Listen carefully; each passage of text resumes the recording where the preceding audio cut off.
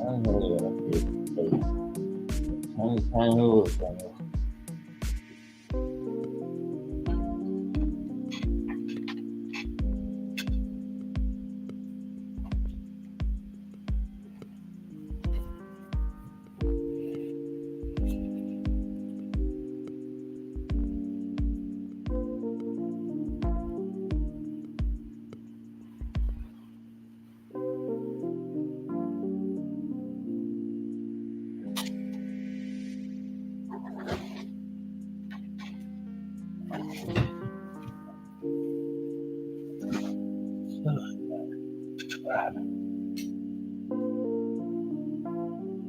It's just a bloody patience.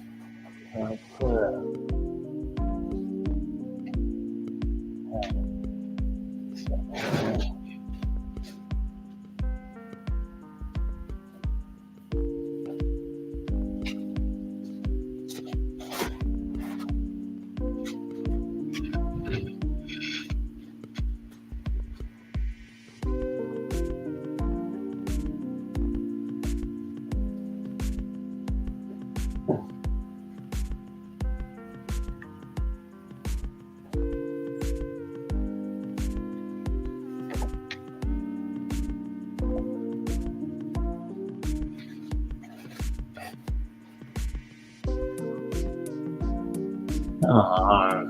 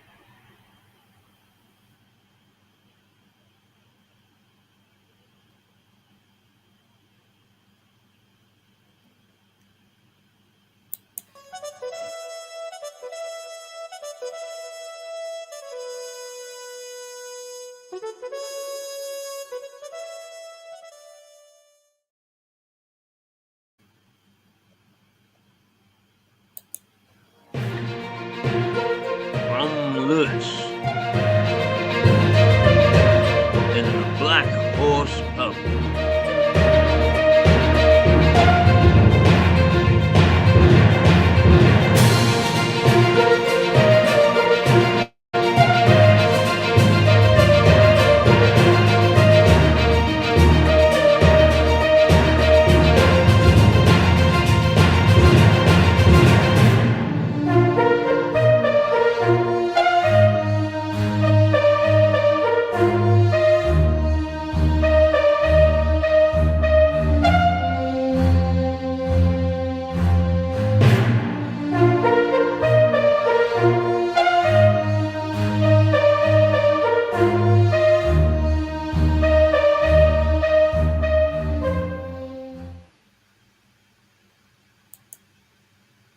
Well, good morning, and it's the 24th of November, 2023.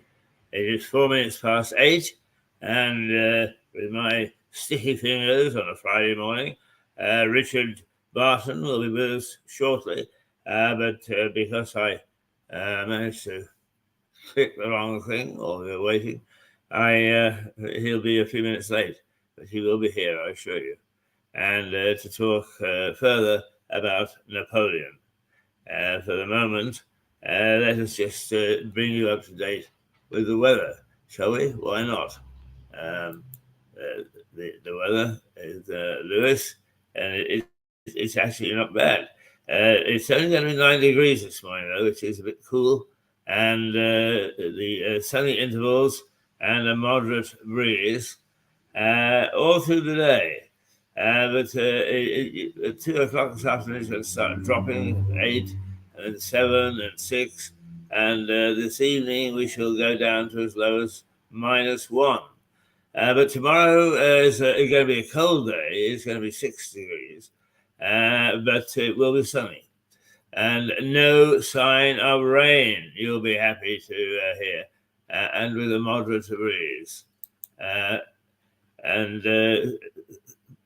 So we're in reasonable shape as far as the weather is concerned. Now I'm just making sure that we don't I don't cock up more than I have already. No, nothing from Richard to say that he's held up. So I'm sure that he'll be here in a minute. Perhaps he thought that I had ignored him. Could I possibly ignore Richard? No, I could not. So we here just waiting, and I mean, let me tell you a little bit of news, if you like, because we'll do a bit on it later. But the new chef arrived at the White Hart, the Black Horse last night. The White Hart. It's sad to go past the White Hart at the moment because it's empty and it's forlorn, and it looks as if it needs some caring and tender, loving attention. It's such an icon, but I assure you that it is in for surgery only, and it will be back. It's going to take a long surgery. It's going to be about 10 minutes. But yeah, I wonder whether we've got the right.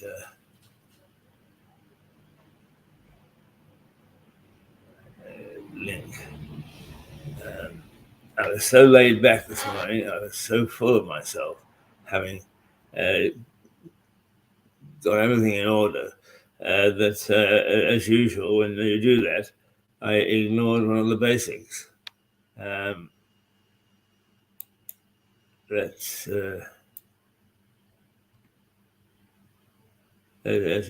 try it again, just in case.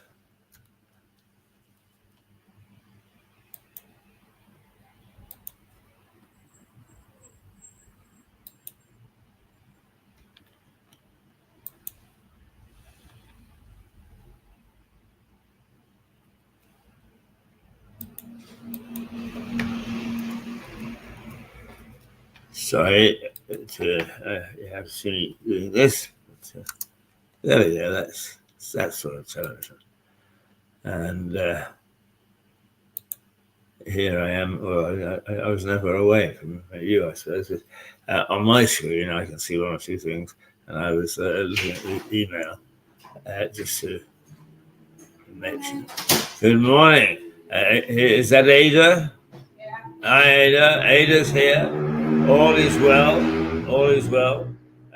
What I was going to tell you was that there was a little food tasting last night here at the Black Horse because we had the new chef arrive, and he was in situ, and he made every one of the whole range of his foods.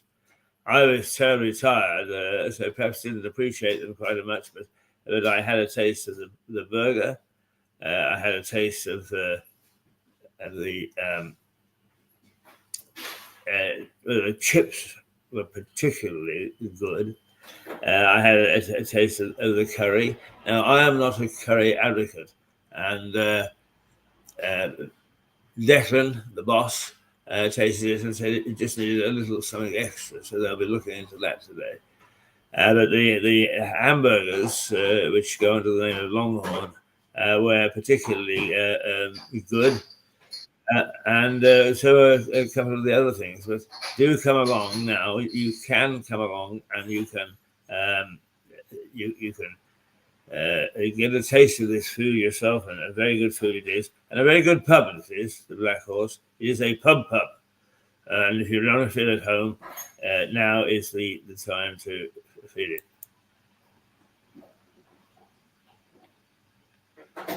Lewis in the Black Horse pub.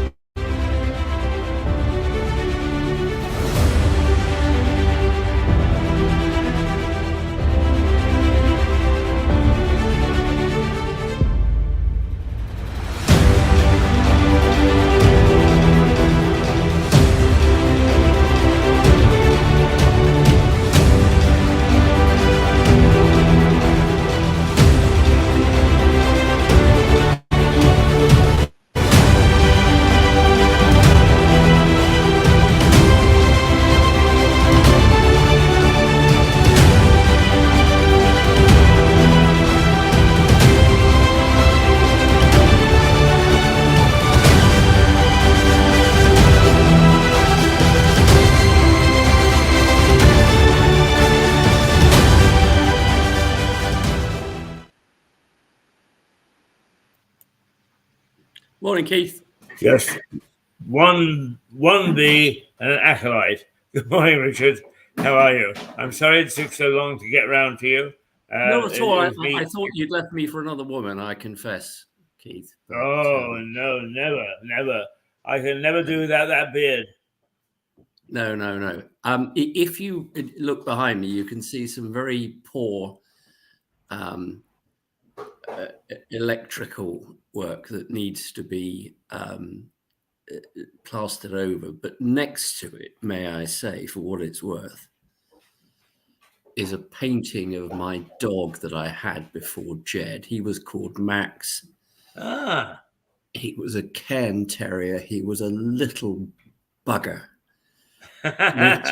lived till he was about 15. I took him when we first got him.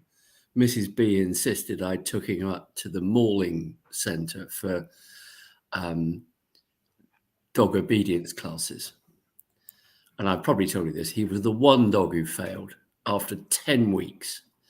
And I recall I used to walk back which weekday evening it was, with him and have a pint in the Lewis Arms and say to him, look, you've got to behave yourself, mate. You've got to behave yourself. And we got to a point where he was really quite obedient. I could never let him off the lead. I wouldn't necessarily trust him with that. And he passed all of his tests apart from the last one, which is where I had to stand at one end of the mauling community hall and he sat down at the other end. And I had to get him to sit there for a minute without moving. And he did about 48 seconds. And then he decided that Doris, who was a slightly smaller Norfolk Terrier, whom he loved, was was the belle of the ball. And he picked her up in a loving way, I'm sure, not without hurting her, and ran off towards Tesco, all the way across the mauling fields. And at the end of that process, they came round and they said, I was the only one. Well, they said, yeah, I'm afraid your dog has failed. And I see, I understand. And they said, of course, it's the owner, not the dog. And I thought, well, you can imagine what I thought, Keith, about that. But it was, he was in his own way, very different from Jed. As I said, I could never sensibly let him off the lead. A lively little fella. And for what it's worth, I know it means nothing, but that painting that is there of him was done by me. Oh, really? Yeah. Yeah. Well, aren't you talented? Well, I'm not particularly, because in fact, my father, who, as I've told you before, came from the sort of the poverty of rural Dumfriesshire, was told at the age of 13 that he ought to go to Glasgow College of Art.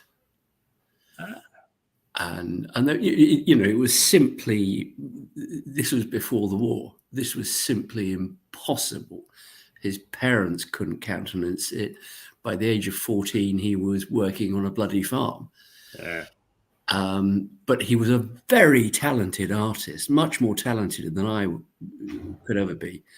And my middle daughter, who's now doing fine art at Camberwell, takes after him. So I fall between the two. I've got A-level art. I did it. Right. And there's a bit of me that's still slightly angry. I don't know if you know Joe Lamb, lives in Lewis, artist. Maybe you don't. No, I don't. Lovely. And strange enough, I know the names of most of the artists in Lewis. Yeah, no. Yeah, you'll know Peter and all. She works down, or she has a part of the studio down, whatever it's called. I can't remember the name. I can never remember. Yeah, the Paddock. And she has had a very interesting life, because not only is she a professional artist, but she has worked at the prison as somebody doing art with prisoners. So we have a bond, if you can see what I mean. And it's interesting from her perspective. She goes in there, she's got her keys, she's allowed in, but she's never allowed to know what it is that they've done. And sometimes she would give me a name, and I go, "All right, yeah," and I think, "Yeah, I know that one." But a robust woman who dealt with the prisoners very well, and I've no doubt the art therapy assisted them a great deal. And when I was a little bit younger, not that much younger, on a Thursday evening, she did life drawing classes down at the paddock. And if I had the energy, I'd go down there. And, you know, Thursday evenings, you'll appreciate this. Sorry, Keith, I'm just going to talk rubbish today. I'm not. No, that is interesting stuff. Thursday evenings for somebody who does a working week is that sort of, I just need to get over the line type evening. You know, you think, God, one more day, and then I've got the weekend. And I would pick myself up on a Thursday evening and think, I'm going to go and do this anyway. And I did lots of work with her. I you know, charcoal work. I painted quite a lot, oddly enough, with my fingers, and I know that sounds a bit weird, but it was great therapy in an odd way. Not that I desperately needed therapy, but I'd go down there 7 o'clock on a Thursday thinking, oh, I'm bloody tired. And I'd come away at 9:30 thinking that was wonderful and completely recharged. And I met some lovely people there. It's something that I'd like to go back to at some stage. I don't have particularly the time at the moment. But as I say, art has always been. I did my art A-level when I was 16 because I couldn't fit it in with the other A-levels I had to do. But I thoroughly enjoyed it, and you know, when I retire, like you will retire at some point, Keith, I've no doubt. I would quite like to take it. Sorry, my dogs are now fighting. I'm in my kitchen, and my dogs like. So there's Jed and the mad one, the Oodle, who's my family's dog, not my dog. They like to play fight. So they're not actually trying to replace Philip. Yeah. They never harm each other, and Jed just winds it. You know, Jed's the one in charge, and he just winds him up, and he'll.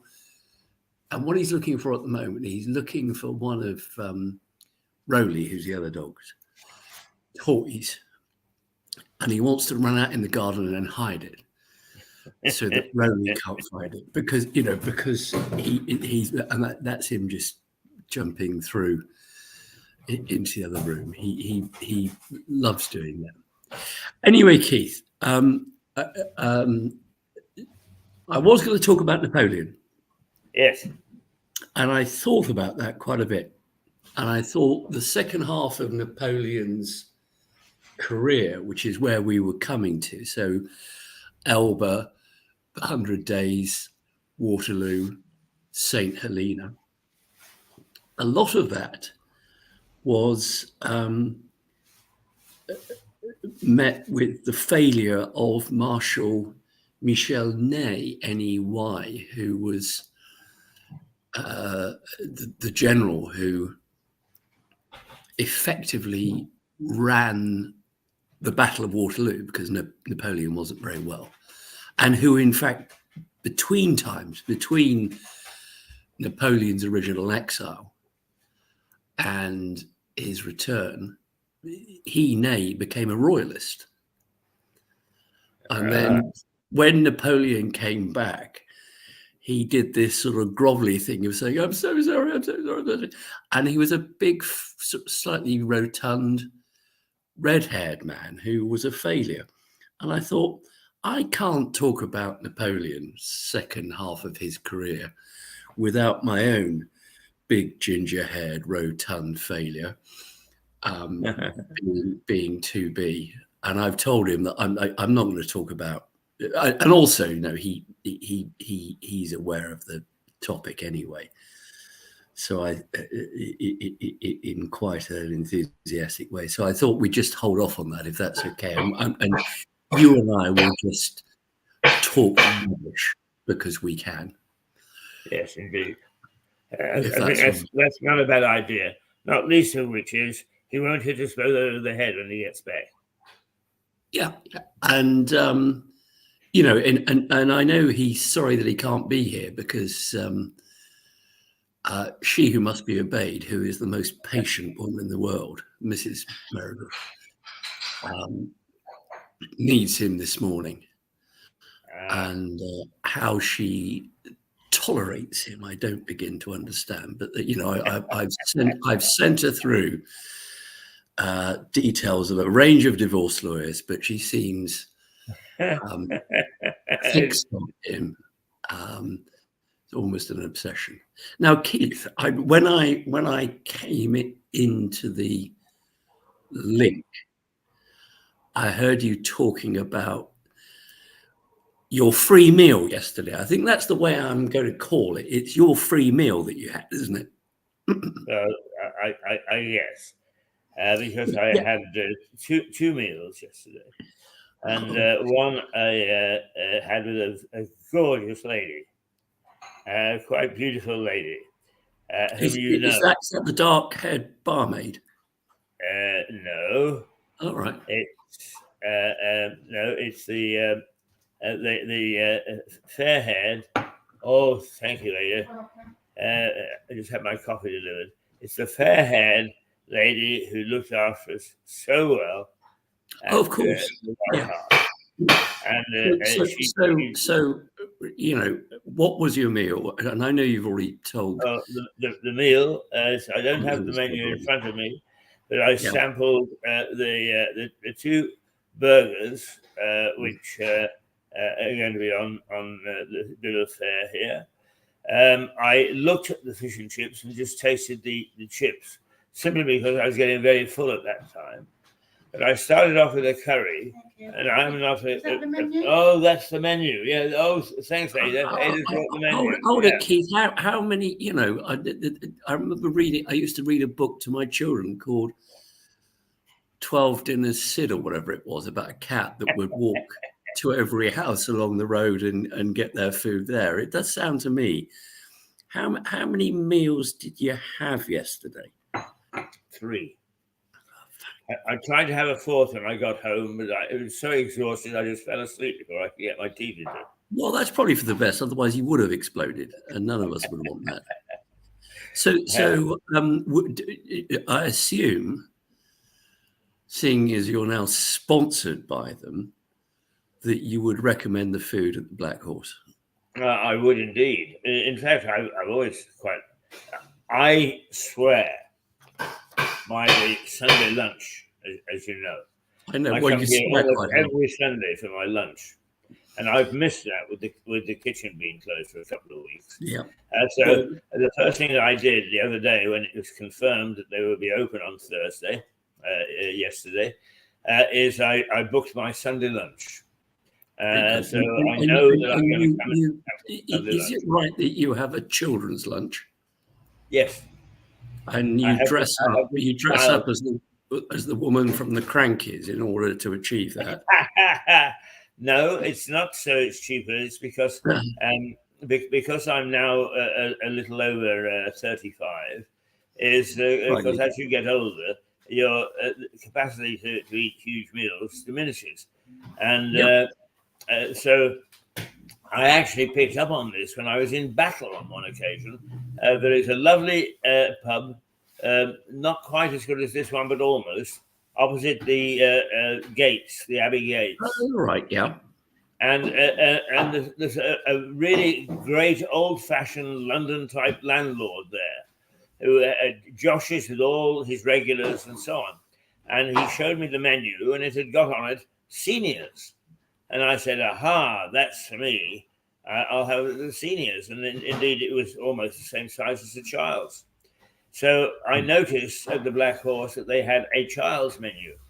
And I said to Declan, the boss, am I allowed to have a child's menu? Because if I have a full one, I don't mind paying for it, but half of it will be thrown away, and that seems a travesty. So he said, "No, you can have a child's menu." So I now come in and have a child's menu, and believe me, it's almost as big as the average anywhere else. And you no doubt put on your old striped school tie. You have a little bottle of helium to raise the your voice, so you sound like a knight. You know, it's just William, isn't it, with you? Let's be honest. No, but Thompson was one of my favorite authors, of course. Oh, of course, yeah, all of us. But you see, I would be like Violet Elizabeth if I stuffed too much down. I'll scream until I'm sick. I can very much see you with the. I just struck a chord with Ada. She said she loved that program with the pigtails. So Keith, you know, all advertising aside and free meals aside, which I might just say, for what it's worth, you had 3 free meals.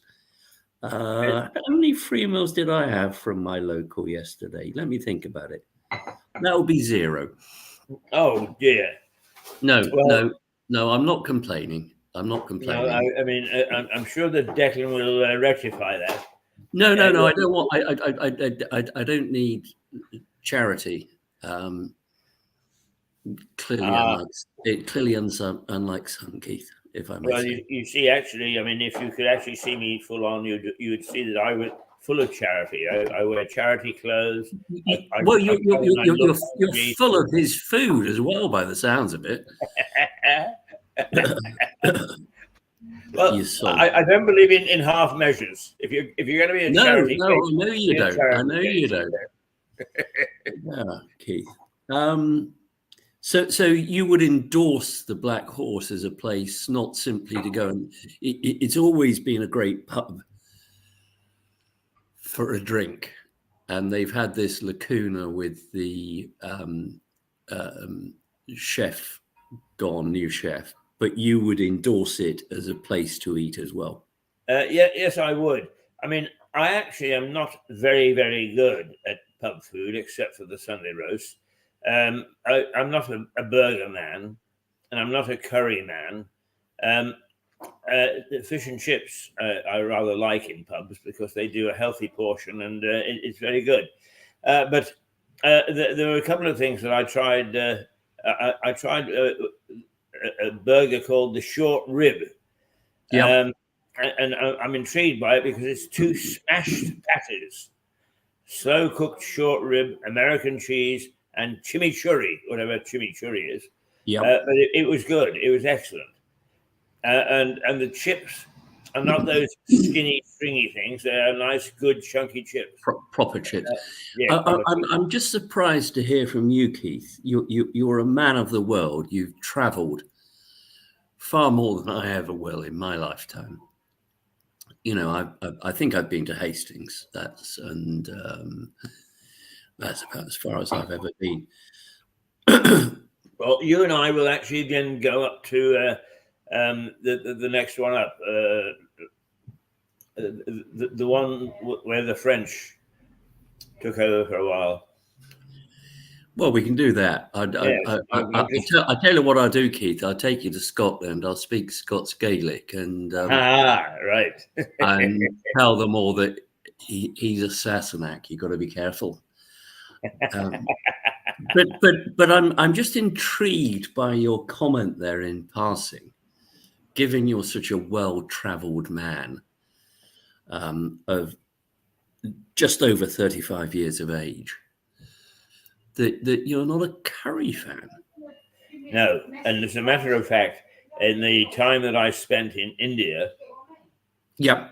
I was the only guest of the hotel, I think, who turned down eating in the dining room and went next door to a Thai restaurant because the curry that you get in India is just so Very hot. hot. And Yep. not only that, but one of the things in Africa that I found difficult as well is bushmeat. Yes. Because Oh, yeah. Well, that's a different thing, yeah. isn't it? But the meat they tend to serve with curries in India, and now I say India. Let me say in New Delhi this was it was equally as tough, and I found it difficult to get through. No, and you don't quite know what it. I don't think that applies to this country, and there are some very poor, sort of generic Indian restaurants that produce a sort of a British version of curries. But if you go to somewhere that does proper Indian curries from different regions, I think that's some of the best food that I'd take Italian over it any day. Probably my favorite food. I quite like French, obviously, but probably Spanish. I'm a big fan of tapas. Oh, me too. I love tapas. Yeah. And then and I've got a large stainless steel metal. I can see it now. I'm looking at it. Stainless steel pan in which I cook paella. Paella is okay. Yeah.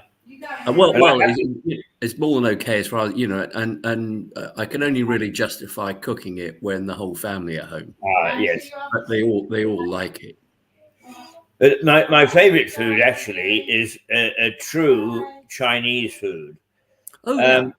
And on one occasion in Hong Kong, I decided I was going to try and find the best Chinese restaurant that I could, on the basis that there would only be Chinese people eating in it. Yep. And I went down one of the numerous little alleyways that there are in Hong Kong, and I found a restaurant, and it had got the chickens hanging in the window and so on and so forth, and everything was in Chinese. So in I went, I sat down and I gazed around and I looked at some of the wonderful foods that other diners were having, and I thought, I can't make up my mind, and anyway, I don't know what it is in Chinese. So the waiter came and he put a beer on the table, and in this restaurant, instead of a jug of water, you got a beer, which is a good start. Nice. And I said to him, "You choose." And he bowed and he said, "You choose." And away he went, and he didn't come back. That was probably his name, Keith. You choose. It probably was. Eventually, I had to sort of cap in hand, sort of say, point to other guys and have some of that, have some of that. It was delicious, but it took me a while to realize that he hadn't realized that I was saying you select. No. If you're ever in London, in Chinatown, one of the great, I think, dining experiences there, if you can tolerate it, is to go to Wong Kei's, WONKEI, which is a multi-story restaurant just on Wardour Street, which has undoubtedly the rudest waiters and waitresses of any restaurant I've ever been to. And they almost pride themselves in that. It's part of their selling point, is that you go in there and you're just going to be insulted by the waiter or the waitress. but for Chinese food, it's difficult to beat. And as you say, they hand you a menu, and the first 3 pages are in English, and the next 20 are in Chinese. And my Mandarin isn't that good. But I used to, when I lived in London for about 15 years, used to go there regularly. To be insulted by Orientals, which, you can pay good money for that, as you know, Keith. But secondly, because the food was exceptional. And the other good thing about the food there is that, unlike a lot of Chinese places, I don't think they used a lot of monosodium glutamate or salt. In all seriousness, Keith, I'm a bit of a stickler for some things. I'll booze myself to death. I've no doubt about that. And that's fine. I'm going there, but I hate the thought of too much salt in my food. And sometimes if you get a Chinese takeaway from a place you don't know, I occasionally go away and work, sit in a hotel room, think I'm going to go and get a takeaway. Awake at 3 a.m, needing a pint and a half of water because the food has had so much salt in it. Yeah. And it's simply not good for you. It's raises the blood pressure, all those other consequences of it. Yeah. And you end up, it's a sort of arms race where you end up losing your sense of taste because you taste the salt. It gives you the kick with the meal you're having. And restaurants do this. Restaurants will serve you a steak with a huge amount of salt on it. And you think, oh, that tasted really lovely. And then when you go home and have a steak, you think, not quite as nice. I don't know what the problem is. And I am a bit of a stickler for it, and my family know it. And I do have some relatives who, I've got a load of relatives who bloody annoy me, Keith. Don't get me started on that. We could have 3 or 4 programs about that. But they will sit down to a meal, not a meal that I've made, but just a meal in a restaurant, wherever it is. And they will automatically put salt and pepper on their food before they've tasted it. And I think that is that's an insult to the chef. The chef is there to provide the salt and pepper. If you don't think it's got quite enough, you taste it and then you add it. That's fine. My late wife, it's one of the things I remember because she was always in the kitchen and I was rarely in it. But she would cook without salt. On the basis that then you could add it to your own taste, and she wasn't doing you harm. No, and for the last 25 years, I've been the cook at home here, with dear old Max occasionally biting at my ankles, and then Jed. And I simply don't add salt, and I neither, oddly enough, do I put them as condiments on the table. And my daughters have learnt that, and I like to think as a consequence they have a much more refined palate and are much less likely to suffer from heart disease, high blood pressure. I don't have high blood pressure. I've got, a range of other things, but I don't have high blood pressure. Yeah. Keith, as we're having a natter, and it's lovely to have a natter with you, if I may say, it's like being down the pub, save for the fact that you're down the pub, you bugger. Having had your free meal there. Well, hang on if you want to come down later. I will do. Yes. Good. You can get me one behind the bar. Right. I wanted to talk to you, if it's possible, about events in Dublin overnight, because I'd be interested to hear your insights. Because it seems to me that it wasn't a sectarian. There wasn't a savage town. It was not a savage town. No. The big problem is, Richard, if I may say so, that you are equally a traveller as with me, and we forget that first of all, things happen much faster nowadays, and secondly, we also think, or I think, I'll say, oh, last week, when in fact it was last year. I crunch time in my mind. And I spent many happy hours in Dublin, and I remember it was a very, very lovely city. But my guess is that it's gone the way of all cities, that it's moved on, so that it does have a violent element.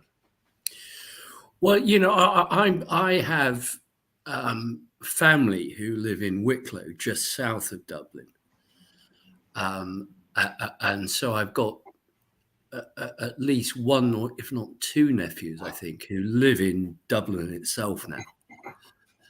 And I've had some very happy times there. As a city, I think it's lovely. And I never, in the times I've been there, felt any sense of the sort of terrible rage that these people have shown. And I know that my in-laws who live in Wicklow, which is, for those of people who don't know, is south of Dublin. There's a sort of division between south of the river and north of the river, isn't there? And south of the river is the posh bit, as it were. And then you go north, you've got the airport, and the area around that does have a level of deprivation. But it's been a while since I've been over there. But they were riding the Celtic Tiger, and it all looked as if everything was working out. But it sounds awful what's happened, because it's got nothing. It's got nothing. I don't know why a woman and children were injured in the way they were, but equally, I don't understand how that leads to such awful public disorder, which includes, for example, setting alight to a police car. It's because sometimes things are just ready for a silly thing to ignite them. Quite often, the trouble in the north starts that way. The tension is there, and then somebody does something silly, and it all then bursts out. Whereas if that silly incident didn't occur, then it would be perfectly okay. It would pass away, and everybody would know there was tension, but there would have been no violence. And I suspect that there is something building in Dublin. We tend not to pay too much attention to Dublin. We tend to think of it as still, I'm sorry to say, as part of the British Isles. So that the issues there, we think, are the issues that we've got here. And of course, nothing can be further from the truth. And I suspect that poverty might be one of them in Dublin. I've no doubt. As I say, north of the Liffey, the poverty is manifest. And that will bite. But for it to turn into that level of violence, I'm not a man who's easily shocked, frankly. I once met you on a bus, and I wasn't shocked, Keith, for heaven's sake. I was. That was a fateful moment, wasn't it? I was discombobulated. I had therapy, and I got over it. It's fine. But had you told me 2 days ago that Dublin was going to have effectively a riot, I would have said to you, no. Don't be silly. Of course No. it won't. It's a very calm place. It's a beautiful city too. Sorry? It's a beautiful city too. Oh, absolutely gorgeous. My eldest daughter has acquired her first job, and she is working, preparing, and it's quite a nice job. She prepares itineraries for people who wish to travel across different countries. So it gives her the chance to use her Spanish, her Arabic, her French, her Italian. But the first task that they've set her is, we want you to do an itinerary for Ireland, which is just perfect because we've been there so often. Yeah. And I've debated it with her as to whether or not Dublin should be part of it, because I can see why Dublin could be part of it. But between us, I think we've decided that the West Coast is better. And I don't know to what extent your one man and his dog know the West Coast of Ireland. But actually, I had an uncle and aunt who moved to the central part, Carrick-on-Shannon. right. So I used to visit from Belfast, and of course you go down through Sligo. And if you really want to sort of know what the British countryside was like during the sort of the 1800s, you only got to go through Sligo today, and it's a reflection of it. Quite beautiful, but very, very raw. Very rugged, yeah. And not highly populated. No, not at all. So we talked about it, and I said, well, look, you start off at Galway City, which is a lovely, relatively small city. It's not as big as Dublin, but it's got as many pubs. You've then got Galway Bay, as referenced in, I don't know if you know the song, Keith, Fairy Tale of New York by the Pogues and Kirsty MacColl. Very famous Christmas song. But it's, Galway Bay is beautiful. Yes. That's not the sun goes down on Galway Bay, is it? Sorry? That's not the one with the sun goes down on Galway Bay? No. It might be. I don't know. No, it's not. No. And then if you head south, there's this extraordinary bit of country called the Burren, Burran, which is sort of flat, volcanic rocks. So the whole area is like a moonscape, but there are cracks in the rocks, and plants grow there, typically aromatics, that you don't find anywhere else in Europe. It's the most extraordinary little microclimate. And in the middle of the Burren, there is, for the older viewer, there is a perfumery who produce stuff from the Burren, and it's a great place. If you don't want to do that, if you're younger, you head off to Lisdoonvarna, which is the soul of folk music, not just in Ireland, but probably in the world. And there's a great song called Lisdoonvarna about the festival they have there every year. And you can imagine it's Irish. There's a lot of pints of the black stuff drunk. and you don't know how you got home or whether you got home. It's a great place.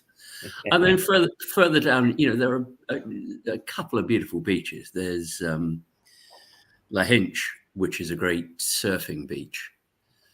And then further south, there's Spanish Point, which oddly, sorry, I know this is dull, Keith. Spanish Point, so named, it's the most beautiful sandy beach. I'm just trying to think, absent Bournemouth, the south coast of England doesn't have an equivalent. Bournemouth has a lovely long sandy beach, but that's the only one I can think of. But it's called Spanish Point because it's when the Armada were blown off course because they went up the English Channel, massive storm, and got driven north. Hence why they didn't invade. And they decided that they would go all the way around the British Isles and try and come back to Spain to save themselves. In fact, they got driven aground at Spanish Point. And the locals there in County Clare still talk about people who, have a swarthy look, dark hair. Yeah, dark hair and swarthy. Yeah, who they, believe are at least in part of Spanish origin. But that's beautiful. Yeah. No, I mean, I think actually that's authenticated, that there is a strain, as it were, of Irish people that come from the people that were wrecked and from the Armada. And strangely enough, is because of the type of day that it was, there are some particularly Catholic people in Belfast who bear that look. And one was in a place called the Markets, the Short Strand. And the Short Strand was isolated in as much as it was surrounded by product areas. And they actually inbred. There were some that had 6 fingers and so on, because they lived in this tiny little area called the Short Strand. And they had that swarthy look, and it looked as if they were from the Spanish element, if you like. Yeah, I don't show signs of it anymore. But as a younger man, and my father before me and his relatives were all rather swarthy, and I've always thought, we're there's something going on there that's not quite, and I don't give a whatnot about it. In fact, I'm quite pleased with it. I'm not quite as English as or Scottish as people might think, but there are a lot of Scots, of course. And one of the things that happened in Scotland, interestingly, much later, is that during the Second World War, a lot of Italians were interned in Scotland because they were Italians. They weren't, you can't be out and about. We're going to stick you in a bloody camp. Hideous behaviour on the part of the British, if I may say, because no suggestion that any of them were turncoats or seeking to help the Axis cause. But the odd benefit of that is that a lot of those families then settled in Scotland. And if you want a proper ice cream, go to any town in Scotland and there will be a shop that makes its own ice cream, nice. Italian style. And you'll find somebody who will be the grandson of the original founder who runs the place. And I remember that as a kid, going to Moffat, which is where my father grew up, and where the plane crashed, as you probably know. Oh, right. I had a cousin who was living in Moffat at the time, and it was hideous. because it's a relatively small town, and hundreds of people died on the plane, but there were dozens of people who died in the town itself. The people that survived the initial crash, really? No, nobody survived on the plane from the crash. There were people who on the ground died because their houses just disappeared. I know of two brothers, and I knew them, who survived. Their parents were killed by the crash, the house completely wrecked. And they received a massive payout. Of course they would. And they just both became drug addicts because they had a huge amount of money and grief that they had difficulty dealing with. Yes, yes. And Richard, can you remind me? It's something I'm struggling in my mind with as we're talking. Didn't they actually eventually manage to arrest the man who placed that bomb or made the bomb? Well, they arrested and convicted in the Netherlands, albeit it was a slightly strange procedure because it was Scottish judges dealing with his case, but it was agreed that it would be in Holland. And he was convicted of being one of the perpetrators of the bombing. He then subsequently contracted cancer and was released on compassionate grounds and then died. But there is still some doubt about his involvement. But there's also the whole question, he didn't do it on his own, clearly. It wasn't just a one man. I remember it vividly, Keith, because it was the 10 o'clock news. I can't remember how old I was. I was about 12. And I was sitting at home in Berkshire, and this news came on. And of course, my father, who had grown up near Moffat, was sitting there thinking, oh my God, because he, no mobile phones, no internet, no process of being able to contact his extended family immediately. And, part of the plane ended up on the hill of the farm where he first worked. My cousin, a couple of years later, sought to buy they'd moved away, and then they came back to Moffat. And she and her husband, Trevor, decided they'd buy a house in Moffat. And they had a survey done. And everything was fine with the house, but for the fact that, unbeknownst to anybody, on the roof of the house were human remains that had never been collected from the plane crash. Sorry, that's a slightly sad topic. Let's move on to something more. Yeah. Just before we move on, can I just we were talking about food, and one of the things that is always a great amazement to me is nobody in the rest of the UK understands Irish stew.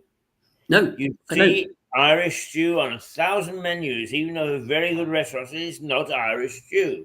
Irish stew is 80 to 85% potatoes, and this is passed off as being Irish stew. It's just a name, and I wish somebody. I must talk to Declan. I think will he put on one day a proper Irish stew, and because it is delicious, absolutely delicious. Well, it's the same thing, dare I say it, but it's like, just dealing with the nationalities. Scotch broth has very little meat in it, but is just a super meal in itself. it's a poverty meal in the same way that Irish stew is a poverty meal, but that doesn't make it any the less delicious. No. In my view. Not that you need to. I popped into Richard's, the butcher, who is just down the road from here, the other day, and I asked him, and I think I mentioned it the other day, about the pork chop that had the kidney in it that was banned when we joined the European Union. And he said occasionally he gets them in, and if I keep popping in and asking, if he sees one, he'll save one for me.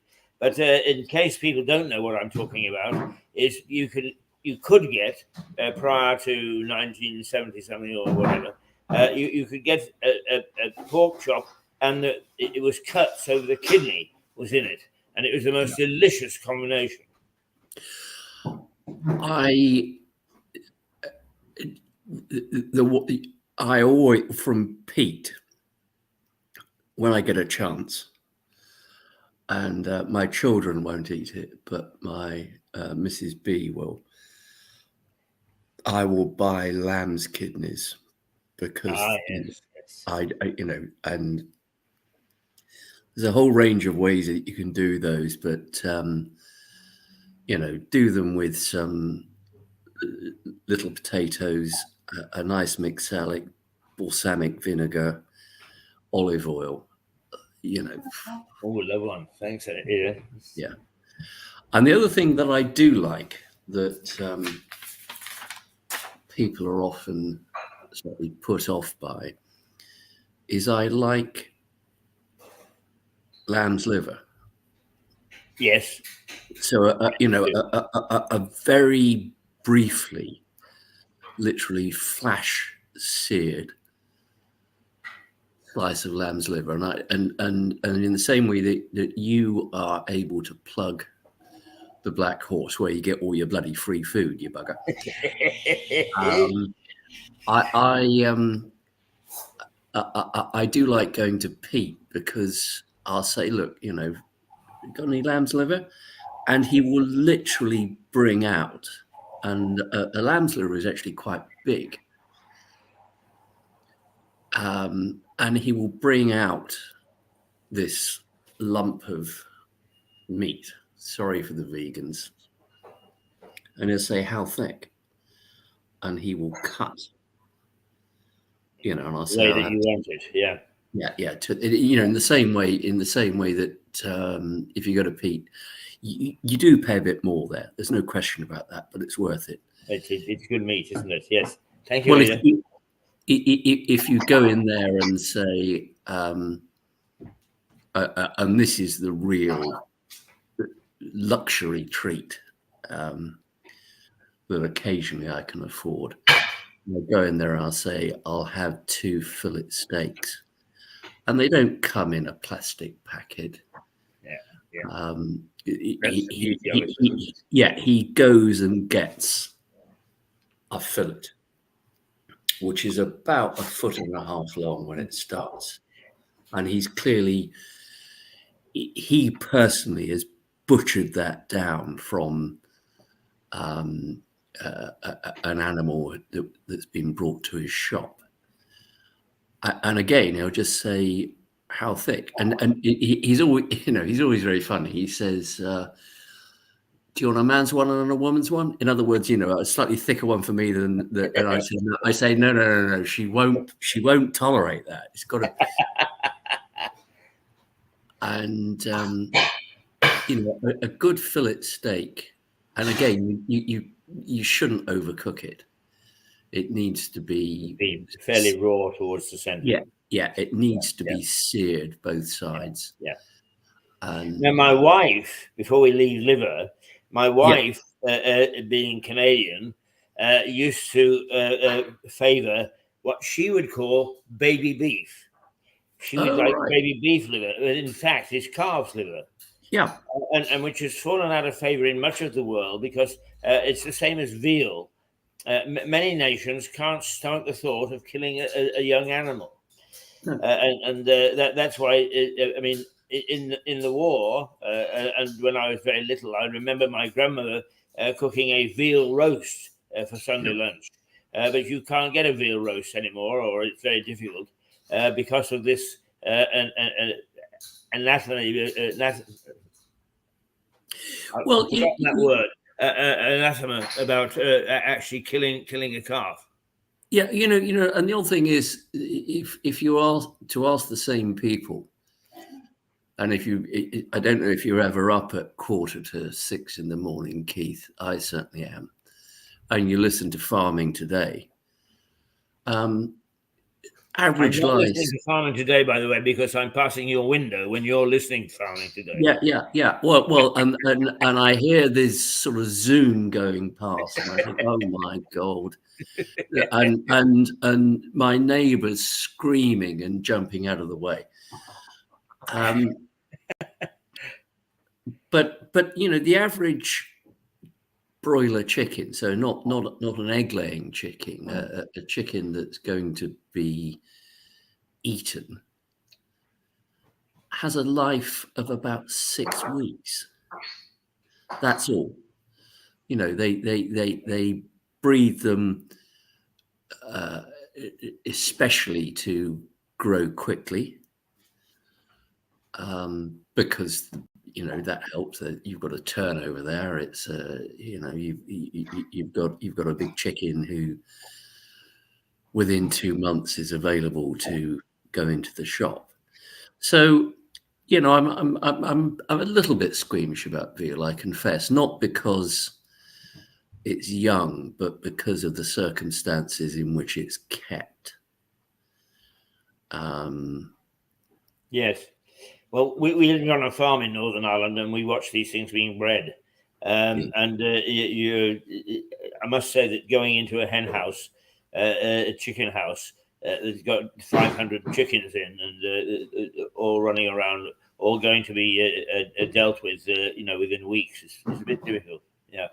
No, I know. I remember as a teenager that where I grew up, there was a huge chicken farm, and several of my contemporaries worked there, and they would come back with horror stories about these enormous barns, and having to go in and pick up, dare I say it, dead chickens, and deal with the most revolting of things.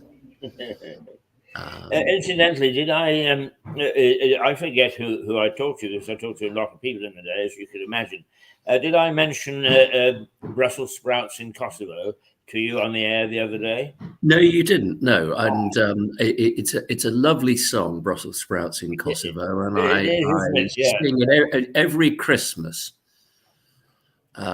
I sing Pigs in Blankets and Brussels sprouts in Kosovo. It's one of my favourite carols. I'll come round to your place, Keith, and I will sing it to you. Sing it. Excellent. Carry on. Yeah. Tell me about Brussels sprouts in Kosovo. I was in Kosovo for 2.5 years, as you know, and I had this marvelous restaurant which had only 4 tables. Which we eventually called the Works Canteen, because we spent so much time in it. And Ilia was a political prisoner of the Serbs for a long while. And he got this family restaurant going, and everybody who's anybody wanted to go to it. And the food was absolutely superb. And I had a corner table, which was Mr. Keith's corner table. It had a loose brick. And his sons worked with him, and they said, Mr. Keith, as long as we are open, and the restaurant is called Renaissance, as long as we are open, that loose brick is going to be there, and it's your table whenever you come back. And I went back a couple of years later, and sure enough, the loose brick was there, and I had the table. But anyway, I said to Ilia, because Brussels sprouts were not a vegetable you could find in Kosovo, and I said, if I brought some Brussels sprouts back, would you cook them for me? Of course, Mr. Keith, he said. So I got my wife to get some Brussels sprouts when I was at home, and dutifully took them back and gave them to him and said, there, Ilia, here are the sprouts, if I could have those with my meal today. Not thinking another thing about it. And suddenly a plate arrived with raw Brussels sprouts. And a little cross at the top of each one, where he'd put a lemon juice and peppercorn sauce. And I didn't like to say, you're supposed to cook them. So I ate them. And it's one of the nicest meals that I've had. A raw Brussels sprout with a peppercorn and lemon juice sauce on top. It's superb. It really is. I've never, because I'm not a cook, I've never done it again. No. But it was absolutely super. So he still doesn't know to this day you're supposed to cook them. He thinks that Mr. Keith's recipe is the recipe to have. Keith, I'm just wondering whether you've sought medical advice as to when the wind that you suffered as a consequence of that will end. Because I can quite tell that you're turbocharged on your scooter, and I can now see how where the power comes from. yeah. It all makes sense. It all slips into place suddenly. Strange, but incidentally, just while we're on that restaurant, because it really was quite a superb restaurant, and I've got a couple of paintings that were presented to me by various artists and generals and so on, who were also patrons of that restaurant, and I got to know. But there is a wine that is called Veronats. Not easy to spell and even more difficult to pronounce. Veronats is a wine that can only be found in Kosovo and the fringes of Serbia, because the berry does not grow anywhere else. And it is quite a superb wine, a really superb wine. Safeway, for a little while, served it. But I tried to get them to set up an export system so we could get it. They could do with the money. It doesn't grow anywhere else. But their mind, because they've been under virtually authoritarian system for so long, their mind doesn't work that way yet. And they said, "Oh well, we give a couple of bottles to the local ambassadors, as if that's going to actually let the rest of the world have it." But if you can actually get a bottle of Veronats, it is by far the best wine that I've ever tasted. And there is a photograph somewhere on the internet of me sitting in a great big warehouse surrounded by millions of gallons of Veronats, because I was a friend of the general in charge of the Kosovo Protection Force. And that part of their job was making sure that the Serbs didn't get hold of this warehouse and to burn it to the ground, because partly it was a war of attrition. And so I visited it many times, courtesy of the general, and had this wonderful experience of being able to sit amongst millions of gallons of this fantastic wine. And indeed, he had a little dining room in there, and I was able to dine surrounded by Veronats. Keith, it does seem that this is the position, that my life is one of working quite hard and getting up early in the morning. And yours is one of free lunches and red wine. And I'm just wondering where I've gone wrong in my life, because clearly you didn't get a good career advisor at school. That's yeah. Clearly you found some crazy solution. I don't know whether it may well be that you've got a lot of photo negatives of important people who you're able to lean on. But you do lead a good life. Well, I have to say that it's curbed recently, because, as you know, I can't walk anymore, and I would give half that life to be able to say, Richard, I shall walk up from my house to your house, but I can't even manage that.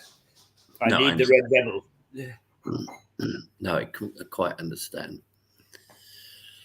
Keith, I think we've been going for. Joie de vivre does not stop with not being able to walk, I may say. No, of course not. Of course not. Keith, we've been going for about a decade and a half this morning, I think. So we have. Oh gosh, yes, we have. We've. And I don't mean it in a bad way.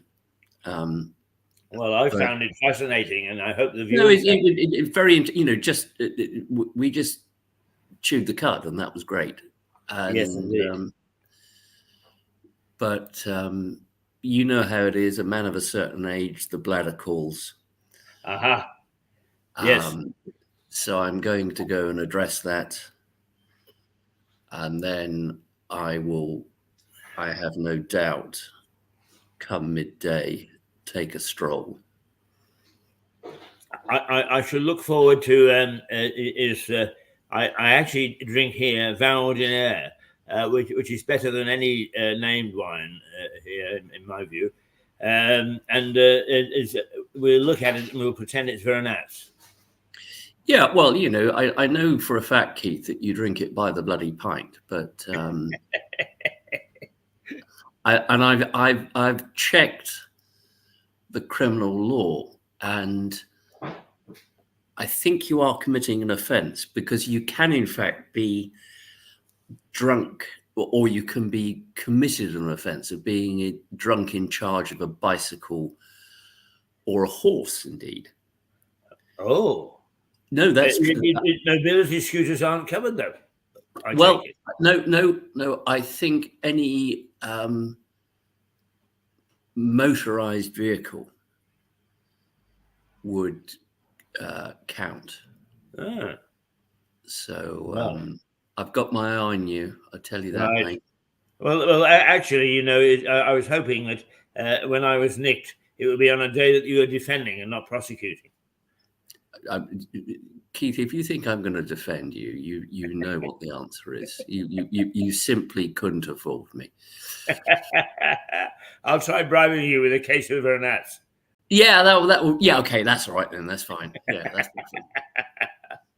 Listen, mate, it was lovely. Yeah, a lovely morning, and I'll look forward to seeing you a little later. Yeah, and bye-bye to our one man and his dog. Yes. Did you get my note about the figures? Yes, I did. Thank you. I didn't understand it, but what it means is that there is one man watching and 1,942 dogs. Okay, that's fine. Yeah,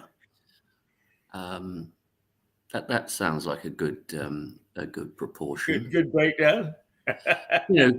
Considering your barking, Keith, I would imagine the dogs quite like that. You see what I did there? See you later. See you later, mate. Bye-bye. Bye. From Lewis in the Black Horse Pub.